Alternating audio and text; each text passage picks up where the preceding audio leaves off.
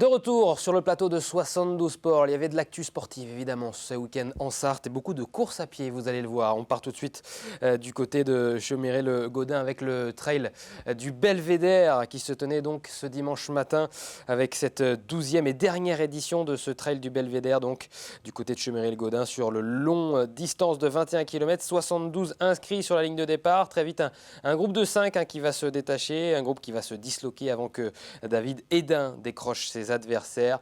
Le trailer d'athlétisme sarthe-Loire s'impose en 1 heure, 32 minutes et 14 secondes. Il devance deux athlètes de Montfort-le-Génois, Cormier et Guy Loineau. On écoute celui qui est monté sur la plus haute marche du podium au micro de Florian Wozniak. En fait, on était trois quasiment toute la course. Et avec Manu, c'est notre petit rendez-vous annuel, on se retrouve là et on fait une bonne sortie longue à chaque fois, donc on est en mode promenade, on peut dire. Ouais. Là, il avait son pote Stéphane qui a quand même 50 ans. On a fait la course en l'attendant pour courir à tout le temps. Et du coup, ça a rendu les choses super agréables. Manu m'a laissé partir, il est resté avec son copain Cormier. Du RB Pellier. Cette année c'était moi, l'an dernier c'était lui. Le 426. Voilà.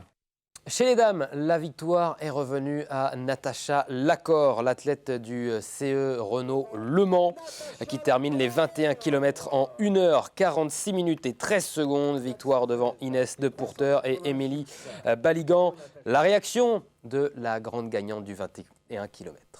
Avec Inès de Porter qui fait deuxième, on a fait toute la course ensemble en fait pratiquement. Je la lâche à 3 km de l'arrivée dans une grande descente et après il y a la dernière grosse bosse et je savais qu'après ça descendait donc voilà. Mais j'ai essayé de la distancer au début, elle est revenue, j'ai essayé de mettre des petits coups, elle revenait. On se connaît bien, hein. Je sais qu'elle est aussi sportive que moi, aussi, elle a des grandes qualités. Humaine et je sais qu'elle lâchera rien. Donc après on s'est calé, puis après je me suis dit la dernière descente, voilà.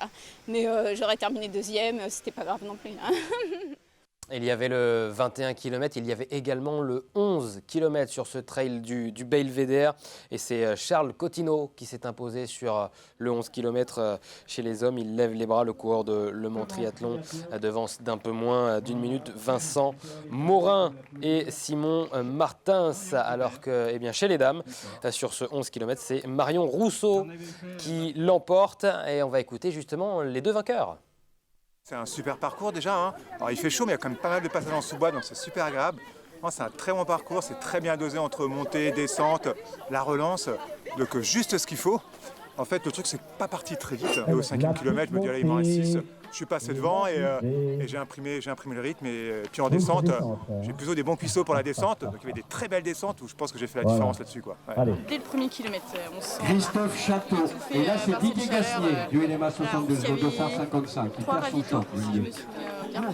Donc on les attendait avec impatience parce que le premier, je crois qu'il était à 6 km.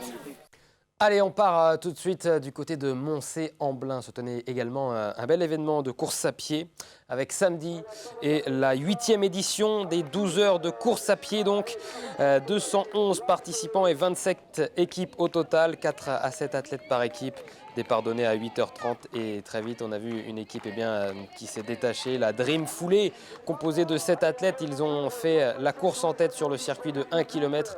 Un circuit à faire 5 fois lors de chaque relais. Et à 20h30, vous le voyez, la Dream Foulée boucle le tour de l'horloge, donc en vainqueur après avoir réalisé 187 tours, soit 187 km. Bravo à eux. Et on écoute justement Sylvain Grenèche, l'un des membres de cette équipe. Une course à 7, c'est motivant. Ça donne vraiment la patate et en plus courir pour l'association, ça donne vraiment la patate. Alors c'est bien, mais bon, après il faut jouer. On avait choisi un ordre et du coup l'ordre on l'a changé un petit peu à la fin parce qu'il y en a qui avaient des crampes et alors il y en a qui étaient un peu plus frais que d'autres. Donc on a changé un petit peu notre fusil d'épaule. On fait comme on peut quoi, parce qu'avec la chaleur c'est compliqué. Et tout le monde a su bien s'hydrater, et, tout le monde a su bien s'arroser au bon moment, les massages, tout ça compte. Parce que sur 12 heures quand même, sur la durée, ça fait quand même 6 relais pour les derniers. Et c'est compliqué, on arrive à 30 km au bout et surtout la chaleur qu'a joué. C'est déjà dur quand on le fait collectivement avec plusieurs partenaires. Alors imaginez ceux qui l'ont fait tout seuls. Il y en avait 3 courageux qui ont fait ces 12 heures de Mont-Saint-Blain en solo. Et à ce petit jeu-là, c'est Guillaume Gaucherin qui s'est imposé. L'ultra-trailer habitué des courses longue distance a bouclé 101 tours. Donc en 12 heures, une belle prouesse sur laquelle il est revenu au micro d'Anthony Piton. C'est vrai que la chaleur du jour n'a pas vraiment aidé à faire les performances. Mais voilà, je suis content de moi parce que j'ai réussi à tenir et tout ça. Donc non, de bonnes sensations malgré tout. Mais voilà, c'est vrai que l'effet d'avoir beaucoup de supporters, ça aide et ça porte pour ces moments difficiles. Je suis venu aujourd'hui, c'est pour une préparation pour le GRP fin août. Donc je m'étais dit, voilà, l'objectif c'était d'essayer de faire 110 km. Mais voilà, quand j'ai vu les conditions météo, je me suis dit que passer les 100, ça sera bien. Bon, bah, c'est chose faite. Après, comme on se sent, voilà, de toute façon, faut déconnecter le cerveau et puis il faut se laisser aller dans les tours. Après, c'est vrai que là, c'est un tour de 1 km. C'est compliqué, c'est répétitif, mais voilà, ça fait partie du jeu, ça permet de s'hydrater souvent et tout ça. Après Mont-Saint-Blain, direction Brulon. Là aussi, encore, il y avait une course à pied ce week-end, course à pied, mais multisport, vous allez le voir, avec du VTT, avec des plus petits et des plus grands. 7e édition du Raid Brulonnais sur la base de loisirs de Brulon. Donc, 4 disciplines à réaliser par équipe de 2, avec le VTT, le canoë, le tir à l'arc, vous l'avez vu, et la course à pied. 53 équipes au total sur ce bel événement. Victoire de Sam Branchu et Alban Régiro qui reviennent sur leur course justement. Au début ça a mal commencé, on a eu un petit problème de selle, du coup elle a été descendue 2 fois, celle d'avant s'est arrêtée 2 fois. Puis après... moi, à la dernière descente là-bas, il y a une petite bosse et je suis passé par-dessus le vélo, j'ai fait un soleil et mon vélo a déraillé donc on a dû finir à pied. Bon, il reste 200 mètres mais on a fini à pied. Ouais. Ah ouais, on est sorti 5e du vélo. Ok. 5e du vélo et puis après la course à pied c'est plutôt bien déroulé. C'est vrai que c'était plus le point où on pouvait mieux gérer. Du coup on a rattrapé 2 groupes au début et après on a rattrapé 2 groupes dans la dernière côte. Et voilà, on a fini plutôt content. Un petit mot de basket et de foot pour terminer ce reste de l'actu sur 72 Sports. On parle d'abord de basket avec Ryan Rupert qui jouera bien en NBA la saison prochaine. À 19 ans, le Sartois a été drafté en 43e position par Portland. Il va donc rejoindre les Blazers comme Nicolas Batum l'avait fait auparavant. Il portera le numéro 72. Eh oui, joli clin d'œil pour celui qui a passé 10 ans de sa vie en Sarthe entre le JS Coulennes et le SCM.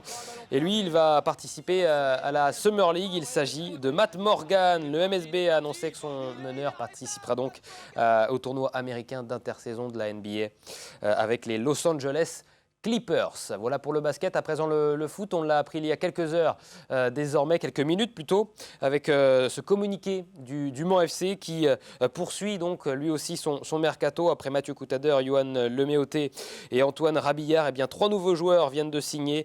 Erwan Kola, joueur de couloir offensif, qui nous vient de la réserve du FC Lorient. Augustin Delbecq, qui est gardien de but et qui vient de la réserve du RC Lens. Et enfin, Anthony Riblin, latéral droit, qui signe en provenance de Bourg-en-Bresse, 27 ans, 3 buts la saison dernière, 115 matchs de national et avec quelques apparitions en Ligue 1 avec Montpellier. Voilà pour ce joueur d'expérience qui vient donc garnir les rangs du Mans FC. Voilà pour ce reste de l'actualité. Dans un instant, on parle d'un événement exceptionnel qui se déroule en Sarthe, qui se déroule au Mans plus précisément. Je parle évidemment de Le Mans Classique. Le Mans Classique, cet événement incroyable, ça devrait se tenir d'ailleurs à guichet fermé. On posera la question à notre invité en face à face dans quelques instants, Grégory Mielou, responsable marketing justement de Le Mans Classique, avec cet événement rétro et des voitures magnifiques. Ça tombe bien, c'est le centenaire des 24 heures du Mans. Et oui, et puis en plus de ça, ça sera à suivre ce week-end sur les antennes d'LMTV Sarthe. On vous en dit plus dans quelques instants. À tout de suite.